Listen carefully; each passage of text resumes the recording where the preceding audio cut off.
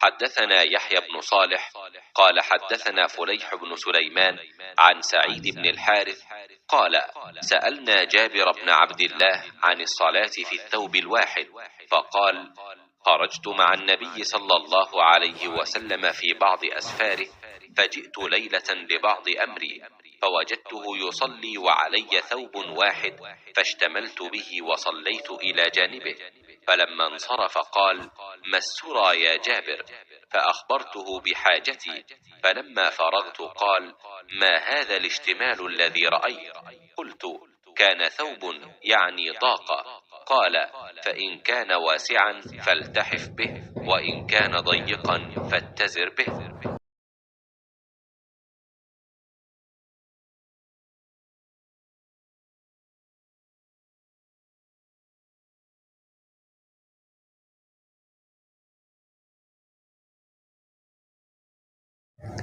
میں نبی کریم صلی اللہ علیہ وآلہ وسلم کے ساتھ ایک سفر غزوہ بوات میں گیا۔ ایک رات میں کسی ضرورت کی وجہ سے آپ کے پاس آیا۔ میں نے دیکھا کہ آپ صلی اللہ علیہ وآلہ وسلم نماز میں مشغول ہیں۔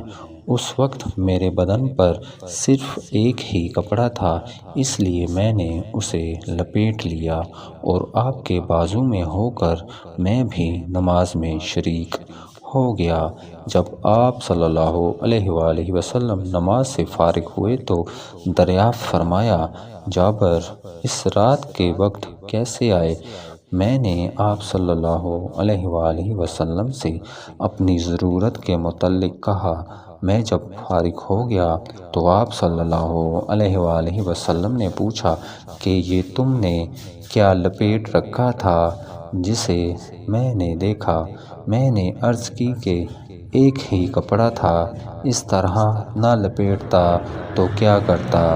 آپ صلی اللہ علیہ وآلہ وسلم نے فرمایا کہ اگر وہ کشادہ ہو تو اسے اچھی طرح لپیٹ لیا کر، اور اگر تنگ ہو تو اس کو تہمت کے طور پر باندھ لیا کر۔ صحیح بخاری حدیث نمبر 361۔